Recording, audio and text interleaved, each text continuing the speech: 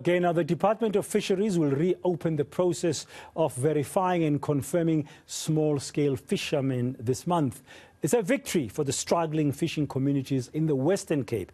They believe they've been marginalized for a long time and that the fishing rights allocation process is unfair and favors the bigger companies. Last month, the Western Cape High Court reviewed and set aside the 2016-2019 process of awarding small-scale fishing rights in the province.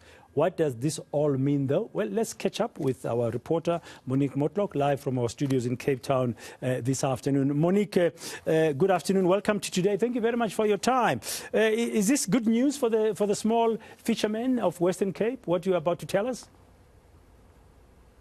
Well, as far as I can tell, based on several fisher people who I spoke to today and those representing the fishing community, it's a bit of a hollow victory for small-scale fishers and also for small commercial fishers who are still waiting to hear from the department whether their appeals after they were unsuccessful in applying for the fishing rights allocation process earlier this year, whether those appeals have been successful, because they are now saying now that the department's focus is on the verification of the small-scale fishers who were either successful or unsuccessful back in 2016, what's going to happen to their process. So a bit of a bittersweet moment. Some of the small-scale fishers who I spoke to, especially those along the west coast, one Carmelita Mostert from Saldanha Bay, she was telling me that so many of them on the west coast, so many of the small-scale fishers were excluded from the process back in 2016,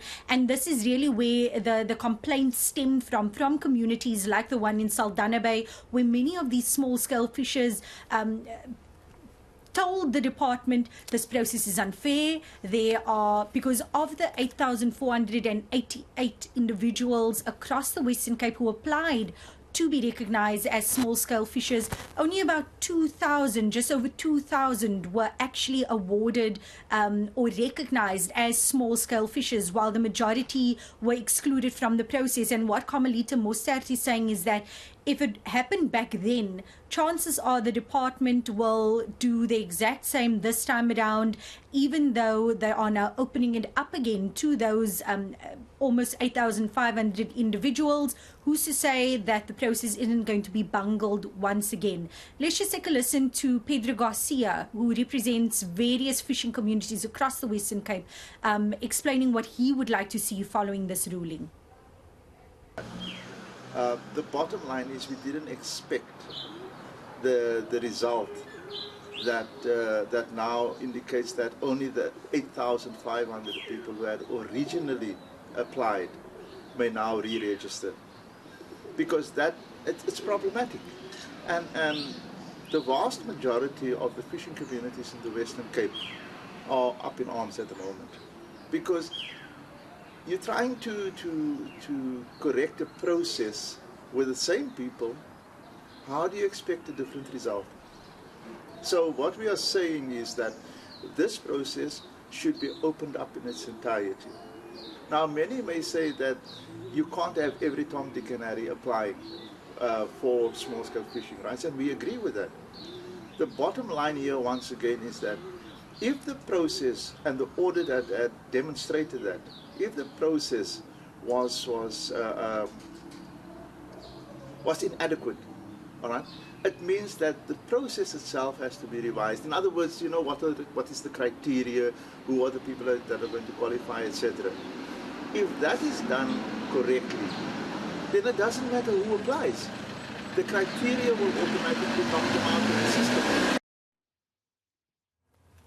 Okay, that's a view there of one of the fishermen. What is the department saying about this process now?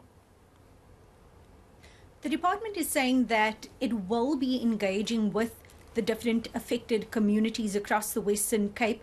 They will be conducting various visits to these communities over the course of the next month or so, because this process that they are now going to be reopening, it's only for those 8,488 individuals who took part in the verification process back in 2016. So this has no impact, this ruling, on other provinces. It's only here in the Western Cape where the department has heard or experienced these type of complaints from not hundreds but thousands of fishermen or fisher people.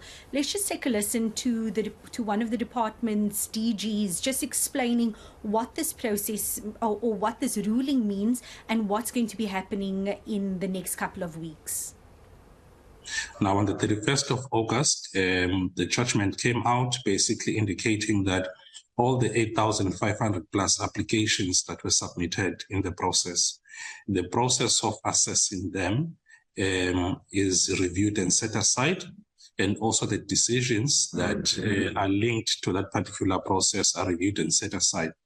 Now, what this means is that the department needs to look at a process that is going to address the gaps that the audit report indicated. One of them is that we need to ensure that the process is fair and transparent, and we need to ensure that we are consistent in our process. Now, what it means, all the applications that were submitted in 2016 by the 18,500 plus people, we will have to, they are remitted back to the department, and we will need to reconsider those applications. In reconsidering them, we need to rerun that process for those people who participated in 2016. Monique, as we conclude, I want to do to you what I did to Slindelo Masigane a short while ago from court in the Senzo Mewa murder trial. Put a smile on your face. What's your favorite fish? We're talking about fishing here. What's your favorite fish, Monique? Bride snook. I'm a Cape Townian through and through. It must be bride. I've never had bride. My sister or my dad who makes it. Okay, next time I come down to Kapstad, I'll make sure I get in touch with you for some bride snook. Thank you very much. That's Monique Mortlock there in our studios live there from Cape Town. Now we know what is her favorite fish, being bride snook. We're looking at that story. It's a good story that's developing that's going to help lots, thousands of small-scale fishermen in the Western Cape.